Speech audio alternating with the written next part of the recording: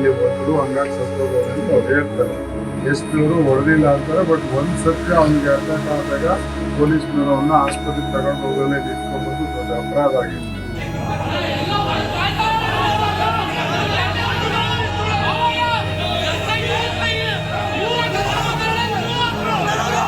ತುಮಕೂರು ಜಿಲ್ಲೆಯ ಹುಳಿಯಾರು ಪೊಲೀಸ್ ಠಾಣೆಯಲ್ಲಿ ವಿಚಾರಣಾ ದಿನ ವ್ಯಕ್ತಿ ಸಾವನ್ನಪ್ಪಿದ ಘಟನೆ ಉದ್ವಿಗ್ನತೆ ಸೃಷ್ಟಿಸಿದೆ. ಯಳನಾಡು ಗ್ರಾಮದ ಕಾಂತರಾಜು 50 ವರ್ಷ ಎಂಬುವರು ಮೃತ ದುರ್ದೈವಿಯಾಗಿದ್ದಾರೆ. ಹಂಗಾಗಿ ಇವತ್ತು ಸ್ಟೇಷನ್ ಅಲ್ಲಿ ಯಾರು ಜವಾಬ್ದಾರ ಇದ್ದಾರೆ ಅವ್ರ ಮೇಲೆ ಕೇಸ್ ತಗೋಬೇಕು. ಯಾರು ಜವಾಬ್ದಾರಾಗಿದ್ದಾರೆ ಅವ್ರ ಮೇಲೆ ಆಕ್ಷನ್ ತಗೋಬೇಕು. ಪೋಸ್ಟ್ ಮಾರ್ಟಮ್ ಕೂಡ ಇಲ್ಲಿ ಮಾಡ್ಕೊಡ್ದು ತುಮಕೂರಲ್ಲಿ ತಗೊಂಡೋಗಿ ಮಾಡಬೇಕು. ಇಬ್ರು ಡಾಕ್ಟರ್ ಹತ್ರ ವಿಡಿಯೋ ಕ್ಯಾಮ್ರಾ ಇಟ್ಕೊಂಡು ಪೋಸ್ಟ್ ಮಾರ್ಟಮ್ ಮಾಡಿ ಪ್ರೂವ್ ಮಾಡಬೇಕು ಅಂತ ಹೇಳಿ ತೀರ್ಮಾನ ಮಾಡಿದ್ದೀವಿ. ಇದನ್ನ ನೀವೆಲ್ಲ ಒಪ್ಪೋದಾದ್ರೆ ಈ ವಿಷಯನ ಇಲ್ಲಿ ಬಿಡೋಣಪ್ಪ.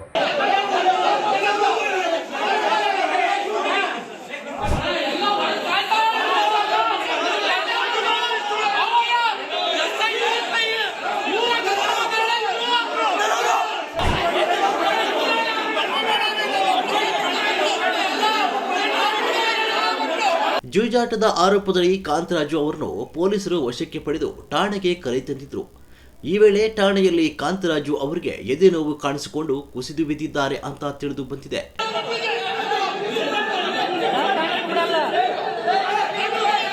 ತಕ್ಷಣವೇ ಅವರನ್ನು ಆಸ್ಪತ್ರೆಗೆ ಸಾಗಿಸಲಾಯಿತು. ಆದರೂ ಮಾರ್ಗ ಮಧ್ಯೆ ಅವರು ಕೊನೆಯುಸಿರೆಳೆದಿದ್ದಾರೆ.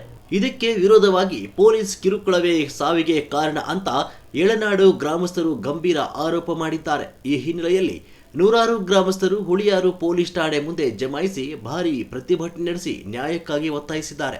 ಘಟನಾ ಸ್ಥಳಕ್ಕೆ ಮಾಜಿ ಶಾಸಕ ಕೆಎಸ್ ಕಿರಣ್ ಕುಮಾರ್ ಭೇಟಿ ನೀಡಿ ಪರಿಸ್ಥಿತಿ ಅವಲೋಕನ ಮಾಡಿದ್ದಾರೆ. ಸ್ಥಳದಲ್ಲಿ ಬಿಗುವಿನ ವಾತಾವರಣ ನಿರ್ಮಾಣವಾಗಿದ್ದು ಯಾವುದೇ ಅಹಿತಕರ ಘಟನೆಗಳು ನಡೆಯದಂತೆ ಹೆಚ್ಚುವರಿ ಪೊಲೀಸ್ ಭದ್ರತೆ ಒದಗಿಸಲಾಗಿದೆ. ಈ ಪ್ರಕರಣದ ಕುರಿತು ಹೆಚ್ಚಿನ ತನಿಖೆ ನಡೀತಾ ಇದ್ದು ಸತ್ಯಾಸತ್ಯತೆ ಹೊರಬರಬೇಕಾಗಿದೆ.